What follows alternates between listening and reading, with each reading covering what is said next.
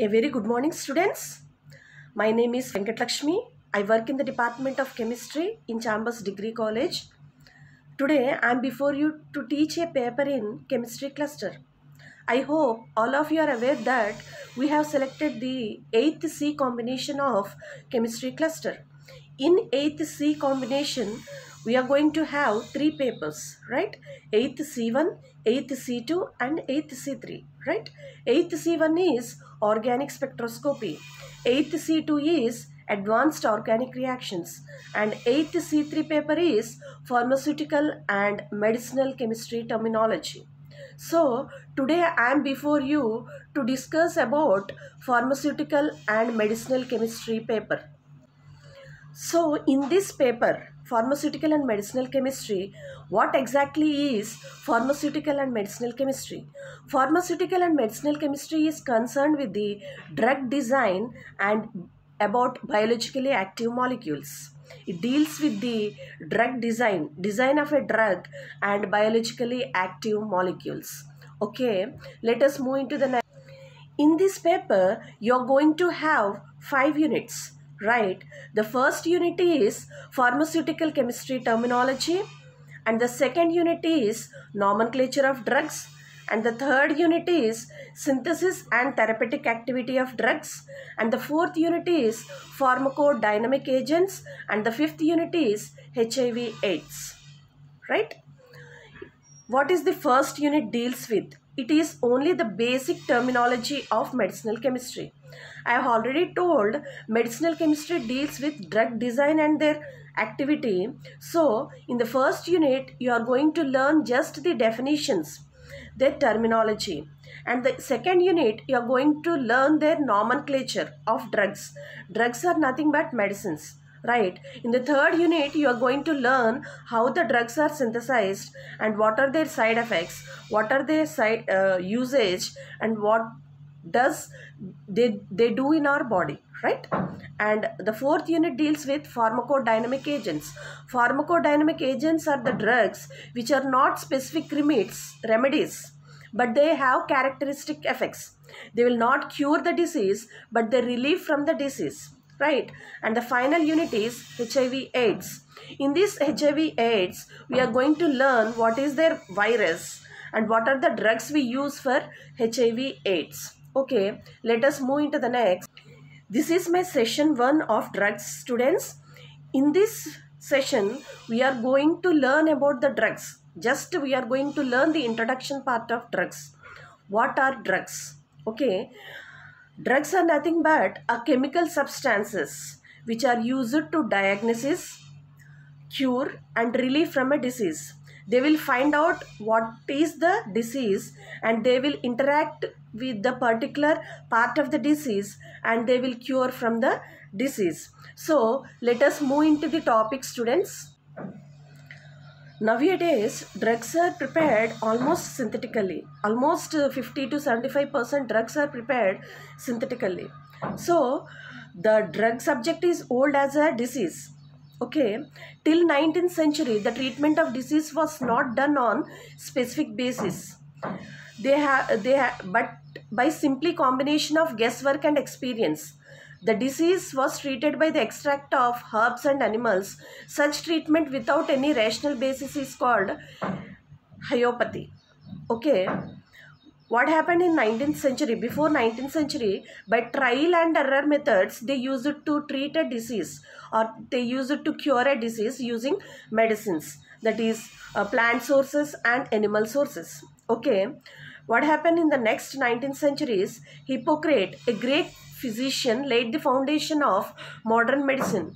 He introduced the concept of a disease as pathological process and its treatment with drug and tried to organize the science and medicine as the basis of observation, analysis and detection. After Hippocrates, who led the foundation of modern medicine, he started diagnosing the disease, what is the cause for disease, and he started to give the medicine for that disease. Okay. Next, various animal experiments have been designed to study the effect of drugs on living organisms, and this give an insight into where and how the drug act. For the rational treatment of diseases, knowledge of the mode of action of a drug, etc., effects on various body system and probable adverse effect is important. Okay, in previous days, they used to do trial and error method and cure diseases, okay, using animal sources and plant sources. Next, when Hippocrates, a great physician, entered, he laid the foundation for the modern medicine and he started diagnosing the disease. What is the cause of the disease? If we know the cause of the disease, we can treat easily the disease.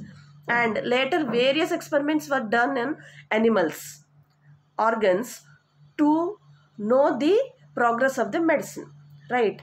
Now, let us know about the definition of a drug. What is a drug? Drug is a French word, students, which is known as drogue. Drogue means a dry herb. Okay.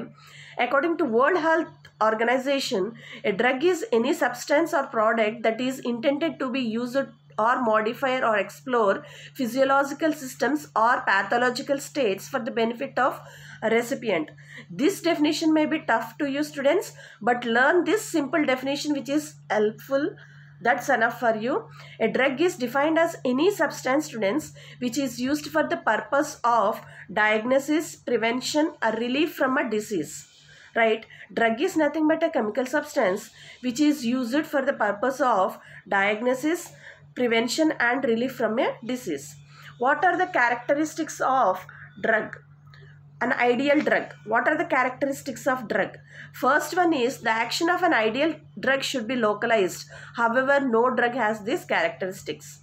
So, the drug action should be localized. For example, if you take a pill for stomach pain, for example, if you take Meftol space for stomach ache, okay, it relieves from stomach ache, but in turn, it produces drowsiness. It produces drowsiness to us. So its action is not localized. It's not just curing stomach pain, but it's producing drowsiness which is related to our central nervous system. So no drug is present which is localized, right? But we have to use it. Next, it should not be toxic. So if it is toxic, if you take a tablet for one disease, if you raise another disease, it's of no use. It should not be toxic. It has to just cure the disease and relieve and excrete from the body. Next, it should have minimum side effects. There is no drug, students, without side effects. So there is no drugs synthesized without side effects. Every drug has some side effect, but that side effects has to be reduced. They should have minimum side effects, right? It should not injure host cells or physiological processes. Okay, host cells are the receptor, students, drug receptors in our body. The drug enters and interacts with the host cells and then the reaction of the drug starts. So, after the drug reaction has been completed, it has to leave the host cells. If it persists near the host cells will be damaged. So, we will fell into sick. We'll feel sick. We'll become ill. We'll also become and attack with another disease. So, it should not injure host cells or physiological process. Next, it should be efficient. It should be efficient and a good drug to treat disease. Next, it should not make the host cell resistant to the drug after its usage. I have already discussed, students, it should not resist in the body after its usage is completed. It has to be excreted from the body. So, these are all the characteristics of the drug. An ideal drug should have the following characteristics. Its action should be localized. It should not be toxic. It should have minimum side effects. It should not injure host tissues. It should be efficient, and it should not retain or remain near the host cells. Okay, these are all about the characteristics of a drug. This question is very important, students. What is a drug and what are the characteristics of a drug? Okay, please make a note of it. Now, sources of drugs. I told there are many sources of drugs. Of course, synthetic preparation is the most important source and many of the drugs are prepared synthetically. Okay, 50%. Okay, 50% majority of drugs currently used are synthetic. Example, aspirin, sulfonamide, tablets, etc. From animal sources, 5% are derived. drugs derived from various animal organisms. Example, insulin, which will be taken by sugar patients, and thyroid extract, and heparin. Heparin is nothing but which is produced by our liver, students. Which is produced by our livers, heparin. Okay. Next, microorganisms. From microorganisms, we are getting 12% of the drugs. This includes the drugs extracted from bacteria, fungi. Example, penicillin and streptomycin. If you talk about penicillin, students, it is an antibiotic, students. Nowadays, penicillin is used as ampicillin and amoxicillin, students. This antibiotic is prepared from microorganism itself, and it is used to kill the other microorganisms. So, preparing from useful microorganism, and it is used against a harmful microorganism. Again, from plants, we are getting 25%. Okay, plants are very important to our man, students. They are the main oxygen suppliers, and they do many helps to us. They are used in many ways to us.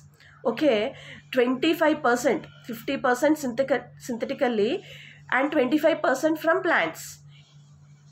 We'll obtain the sources for the drugs, and the remaining from animals, microorganisms, etc. From plants, how the plants contribute as a source of a drug. First one is from alkaloids. These are the basic substance containing cyclic nitrogen. Cyclic nitrogen containing compounds are called alkaloids. Example, morphine and atropine. Next, tannins. These are nitrogenous plants produced products which has characteristic action on mucous membrane. Example, tincture plant. Okay. Next, glycosides. These are the plant products which are in the combination of sugars with other organic substance we are going to use. Example, strophanthin. Next, oils. These are the glycerides of higher fatty acids. For example, we are going to use coconut oil, olive oil, etc. Next, oleoresins. These are a mixture of volatile oils with resins. And finally, resins. They are formed by oxidation and polymerization of volatile oils. And finally, from minerals, we are going to get 7%. Right?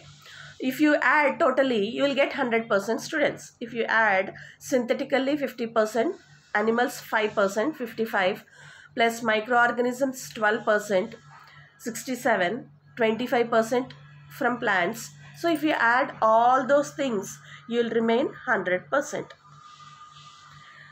I have already discussed in the starting, Hippocrates, who laid the foundation for modern medicine. He started diagnosing the disease. If you know how the disease occurred, we can treat the disease easily, right? Let us look into a brief account on the historical evolution of drug. The world's oldest pharmacological writings come from India and China. The earliest Indian records are Vedas, although they are medical descriptions in Rig Veda 2500 to 3000 BC. It was Charaka, a renowned ancient Indian physician, and later Susruta and Vagbhatta, who described various medicinal preparation including Ayurveda, the science of life. Initially, this consists mostly of non-poisonous vegetable drugs and minerals. Okay, in the olden days, okay, Vedas or Rig Veda, Ayurveda, and it was written by Charaka and Susruta, Vagbhatta. They laid the foundation stone for our medicinal chemistry students. Still, we use Ayurveda, which is a ancient civilization of our India. In this Ayurveda, we are going to use the drugs from vegetable sources and mineral, students. Development of modern pharmacology as science is fairly recent and probably taking shape following the introduction of experimental procedure in animals by Francois Magendie, Claude Bernard. Okay, later the development of modern pharmacological science has come into exist. Next, Paul Rich, who did outstanding work in medicinal chemistry and therefore called father of chemotherapy. Paul Rich, he has done the outstanding work in medicinal chemistry, and so that he was called as father of chemotherapy. Please remember this point, students. The father of chemotherapy is Paul Ehrlich, right? Work of synthetic drug was mostly made in Germany. Most of the earlier efforts to find synthetic drugs were concentrated on anesthetics, hypnotics, and analgesics. Right. However, in the last 50 years, most spectral work is done on synthetic drugs. Work on synthetic drugs is based on the following points. So, mainly the synthetic works were synthesized in Germany, students. Right. And how the work on synthetic drug is based. So, we have to learn how the drugs synthetically prepared. A drug is synthesized whose structure is more or less similar to parallel natural drug. Okay, for example, if a microorganism entered into our body, we got a fever due to that microorganism. So now what is the work of medicine? It has to kill the microorganism. So first we have to choose a path, right? First we have to choose a path how that microorganism is surviving in our body.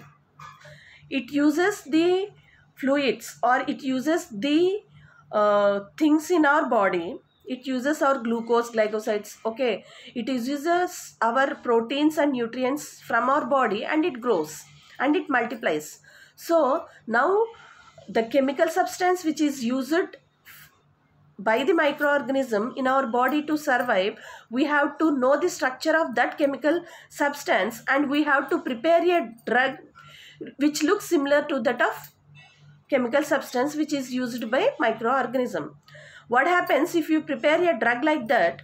That microorganism will take that drug in.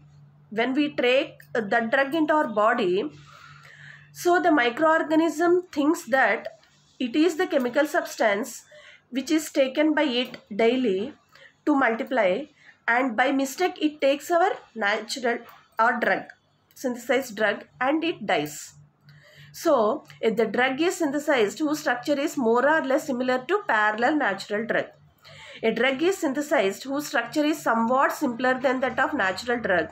Such drug is sometimes found to have some useful properties over the natural drug. Okay. Some synthetic drugs have no structural relation to its natural analog, but has various useful characteristics over its natural analog. Of course, we may not prepare all the drugs which are parallel to natural drugs. Sometimes we may not prepare that kind of drugs, but the drugs which are not prepared as parallel to natural drugs will also have characteristics effects on disease, and they cure the disease. Next, let us move into the terminology of pharmaceutical and medicinal chemistry. First one is pharmacy. What is pharmacy? Pharmacy deals with the study of formulation of drugs. It is also concerned with the standardization of drugs. It includes the cultivation of medicinal plants and the synthesis of compounds along with chemical analysis. So pharmacy includes how the medicinal plant is cultivated, how it is synthesized, how it is standardized, and how it is finally made into a medicine. All this synthesis, standardization of drug, all that includes in pharmacy.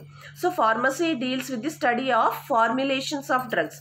Formulations includes synthesis and standardization of drugs. Next, pharmacy. Pharmacology. Pharmacology is the branch of science. It covers the physical and chemical properties of a drug, students. Biochemical and physiological effects, mechanism of drug action, absorption, distribution, metabolism, and excretion. So ADME. This point has to be remembered, students.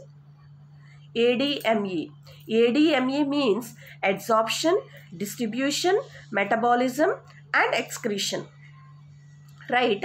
When a drug enters into our body, it gets absorbed in our body and it distributes into various parts of the body.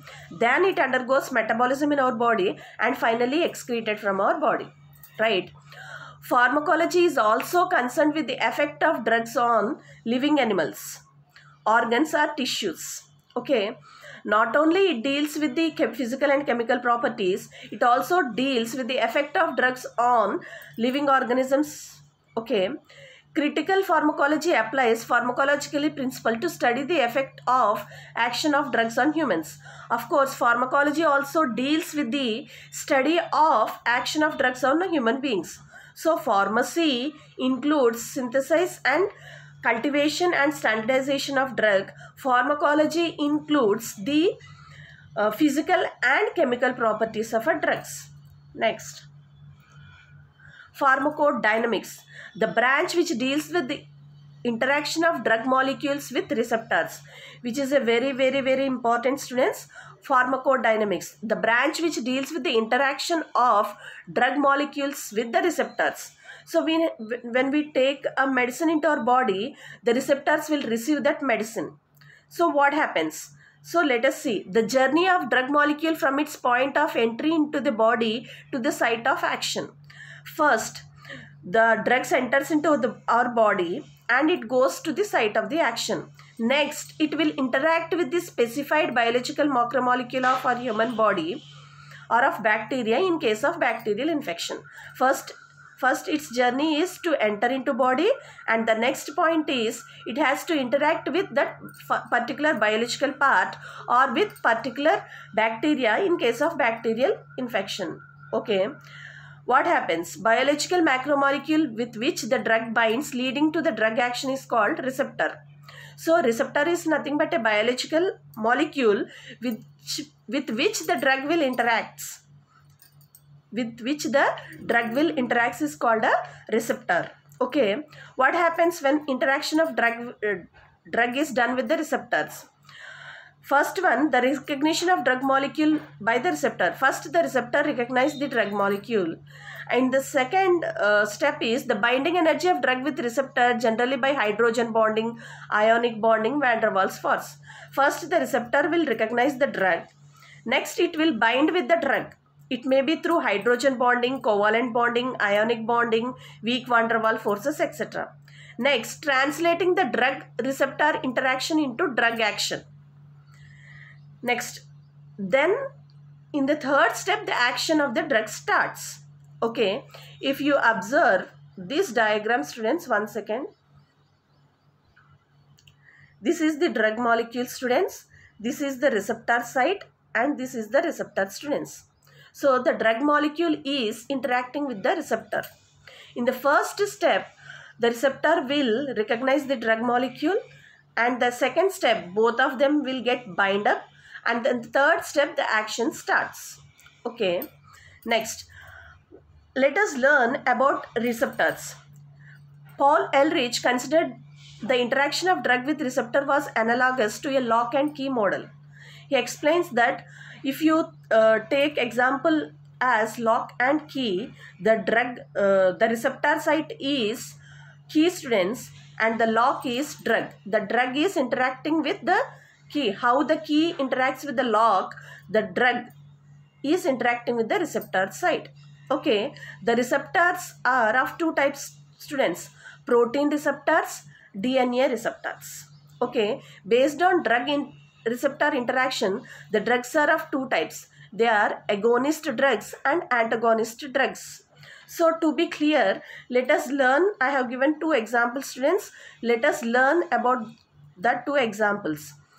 If you study the example 1 and example 2, you can get a crystal clear information of receptors.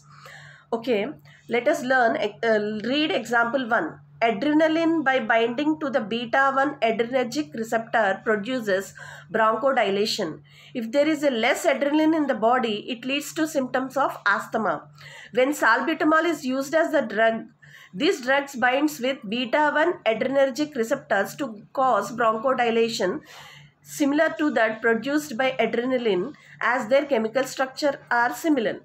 Okay, asthma is related to a respiratory disease, students.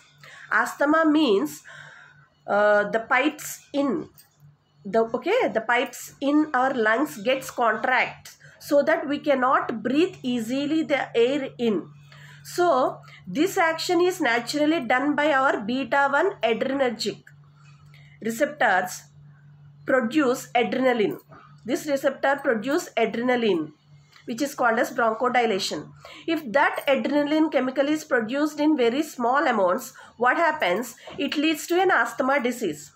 So, if you take a salbutamol drug, which is an asthma drug, the body, the receptors receive the salbutamol. It thinks that it is taking a adrenaline, which is a natural source of bronchodilation. It takes up the salbutamol tablet, the receptors receives, and it cures from asthma. Okay. So, drugs like salbutamol, which binds with the receptor and produce biological action similar to that of endogenous chemical, are called agonist drug. So, adrenaline has to do its duty for bronchodilation, for breathing. So, if adrenaline in our body is produced in less quantities, then that patient is affected by a disease called asthma. So, to cure from that asthma, the patient has to take salbutamol drug. So, which the receptor receives the salbutamol drug as it receives adrenaline and produces bronchodilation. So, salbutamol drug cures from asthma disease. If you observe, let us highlight this portion. If you observe this is adrenaline. This is the drug. This is the receptor. This adrenaline is naturally bind up with receptor in case of natural process. But when this adrenaline is produced in less quantities, what happens? The drug salbutamol, this is the drug salbutamol, interacts with the receptors to cure from that particular disease. This is one of the examples, students. Let us move into the next example. Histamine, on binding to H2 histamine receptors in the gastric cells, leads to the production of HCl, which is necessary for the digestion of food. In people who suffer from tension, worry, etc., there is an excessive production of HCl or more. So, please remember, students, if you feel more tension or worry, so excess HCl is producing in our body. Please don't get worried or tensed. Okay.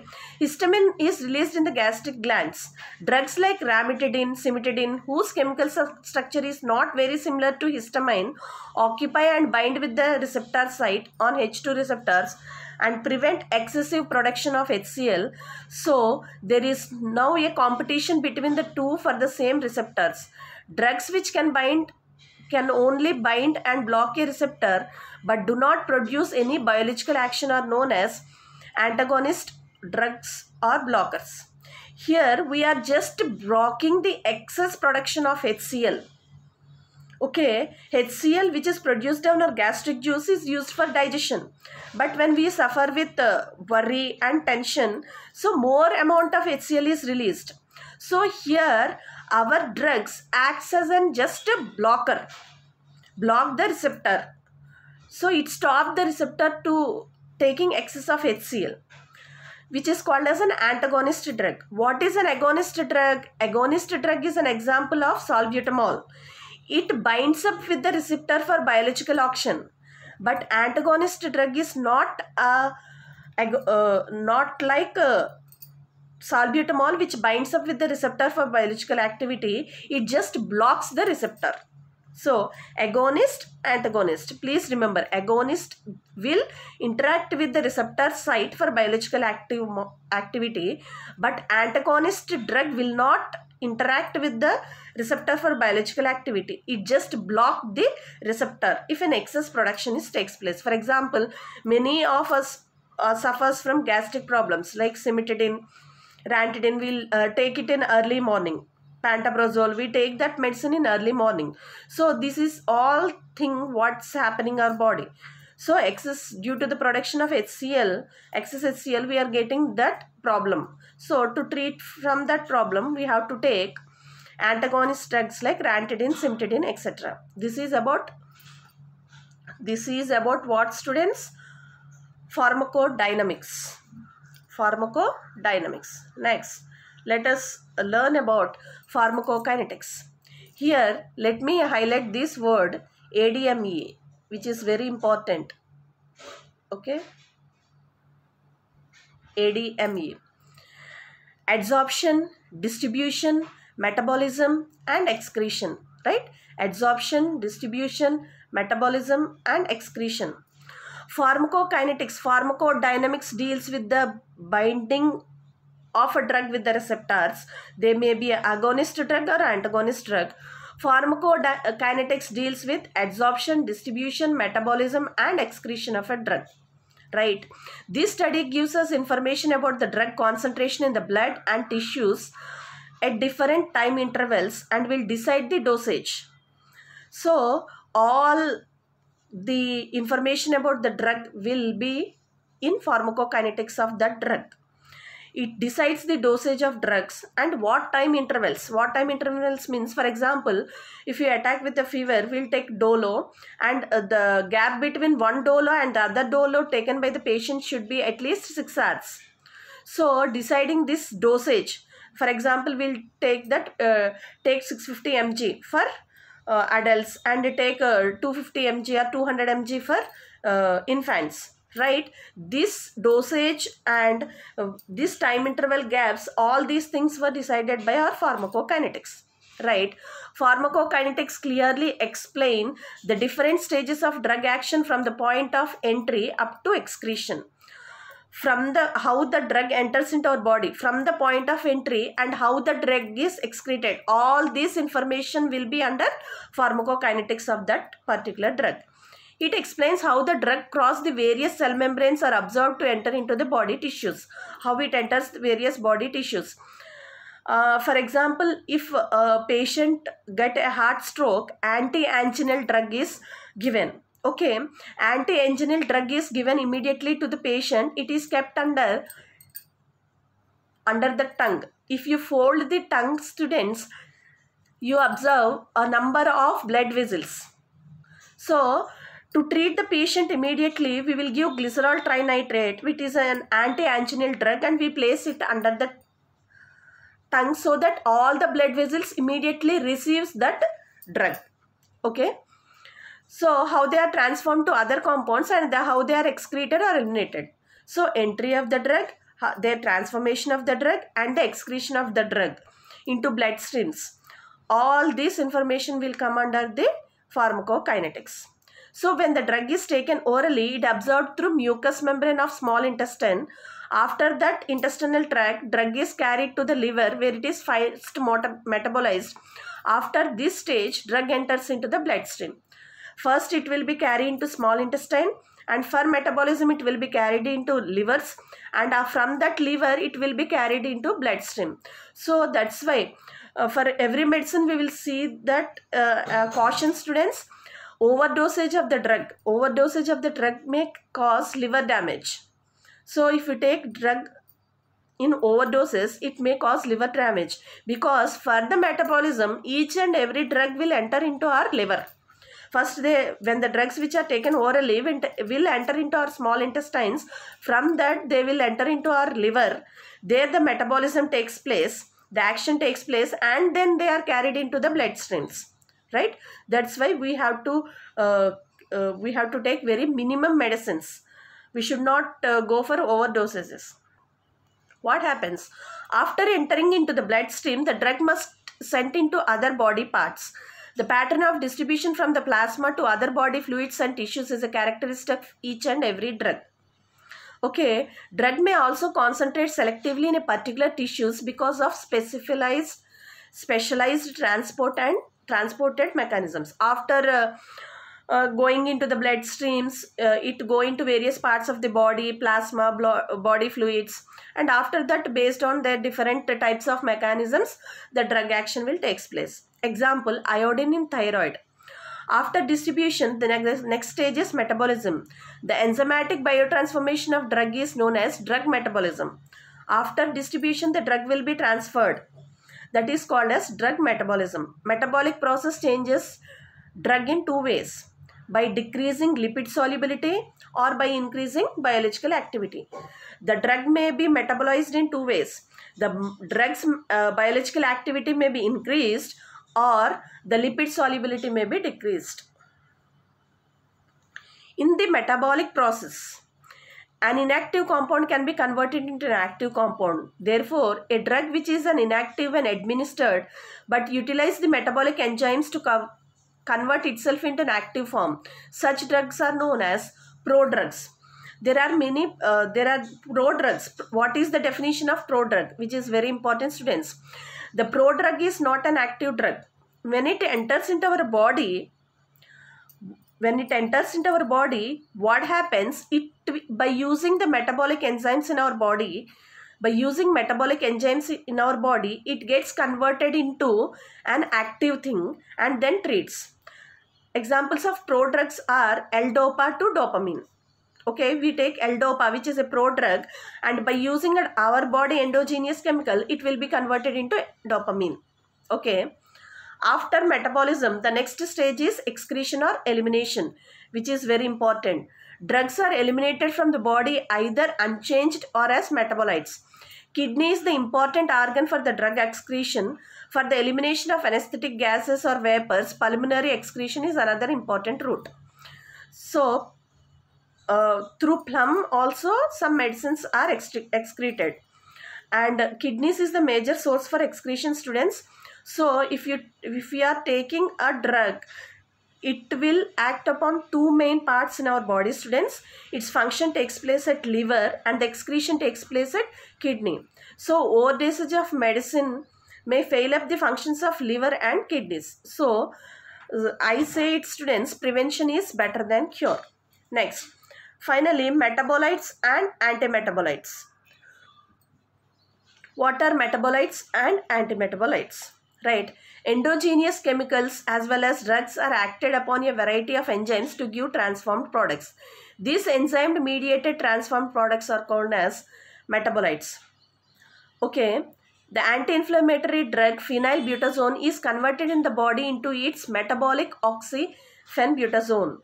So phenylbutazone is converted into our body as metabolic oxyphenylbutazone. So the endogenous chemicals as well as drugs which are responsible to give a transformed products. These enzyme mediated transformed products are known as metabolites, students. So what are antimetabolites? Antimetabolites are the drugs which mimic the action of natural metabolites. For example, I have already discussed that. For example, here I have given two examples. PABA, para-aminobenzoic acid, which is a metabolite, and sulfanilamide, which is an antimetabolite. The structure of sulfanilamide is similar to PABA. What happens here? A metabolite like drug is incorporated into the endogenous compound to inhibit the functioning of a metabolite. An interesting example of antimetabolite is sulfonamide. Its antibacterial activity is due to structural analog of PABA, which is an essential metabolite. When bacteria takes up sulfonamide, they cannot carry the function of PABA and thus metabolism is blocked and the growth of bacteria stops. For example, if a foreign bacteria which is injurious to human, which is harmful to human, enters into our body, it takes up PABA in our body for further mechanism. So when we are affected with some bacterial infection, if you take antibacterial drug like sulfonamide, what happens? The bacteria thinks that it is taking PABA and by mistake it takes sulfanilamide, so that the bacteria growth will stop. So this is the treatment, a very miraculous treatment in our body, students. So the bacteria, affected bacteria, the bacteria which injures the human organisms, which causes disease in our body, will take up PABA for its survival, for further processes, for its growth. But when we will take a similar drug like sulfonamide, which is antimetabolite, the bacteria thinks that it is taking PABA for its growth and it takes sulfonamide and the growth will stop and the bacteria will vanish. Not only PABA, for example, for PABA metabolite, antimetabolite, sulfanilamide, another example is for nicotinic acid, pyridine sulfuric acid is used. So in order to stop the nicotinic acid in our body, we have to take pyridine sulfuric acid. So bacteria by mistake it takes the endogenous chemical.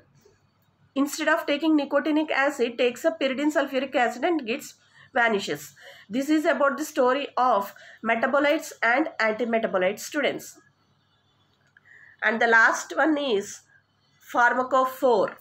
Okay, the part of the drug molecule which is responsible for the medicinal properties are called pharmacophore. Very important, students. We are taking drug. For example, sulfanilamide. Let me highlight this. Okay, sulfanilamide. If you consider sulfanilamide, the total drug is not used. The total drug is not responsible for our medicinal characteristics, students. It may be only one part. For example, if you consider SO2-NH2 is responsible for medicinal activity. So that part, that SO2-NH2 is called as pharmacophore. Okay, students. For example, ibuprofen, naproxen, ketoprofen are anti-inflammatory drugs, and the common skeletal structure in all the three is aryl methyl acetic acid. This fraction of drugs binds at the specific receptors responsible for the control of inflammation and pain. For example, if you ibuprofen, naproxen, ketoprofen, all the drugs, the common point is it contains the chemical structure aryl methyl acetic acid. This aryl methyl acetic acid is called pharmacophore. So this part is enough for it is the part which is responsible for the medicinal properties of a drug. The drug structure may be very big, students, but only few functional groups, only some part of that drug is responsible for the medicinal properties, students. That drug is called pharmacophore. Next, molecular pharmacology. The study of action of the drugs at molecular level is known as molecular pharmacology. The molecular pharmacology includes the drugs receptor interactions, affinity of the drug molecules, the pharmacokinetics. All these come under molecular pharmacology. And finally, what is medicinal chemistry?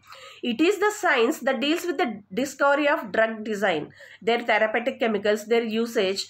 Nowadays, medicinal chemistry is indirectly, it is used to boost up organic chemistry synthesis. Organic chemistry synthesis and medicinal chemistry establish a link because many drugs are synthesized in organic routes. So, it is medicinal chemistry is useful indirectly for the organic synthesis. Okay, I told in the beginning itself, medicinal chemistry includes or concerned with the drug design and synthesis of drug molecules. These are all the important terminology and definitions, students. Pharmacy. What is pharmacy? It deals with the synthesis and what is pharmacy? It deals with the synthesis and standardization of drug. What is pharmacology? It deals with the absorption, distribution, metabolism and excretion, biological and chemical properties of drugs. What is pharmacodynamics? It deals how the drug will interact with the receptor, drug and receptor interaction. Pharmacokinetics, it deals from the starting entry to the excretion of drugs. And what is metabolites and antimetabolites? Metabolites are natural endogenous chemicals by which the bacteria will survive, and the antimetabolites are the not natural, and they are the drugs which stops the bacterial growth. What are prodrugs, students?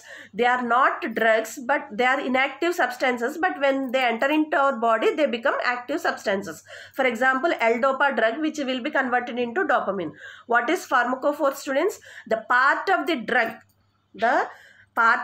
which is responsible for the growth is the part of the drug which is responsible for the medicinal properties are called pharmacophore. Okay, students, this is all about the medicinal chemistry terminology. Please remember each and every definition, students. Let us meet in our next session. Thank you very much, students, for watching with this video.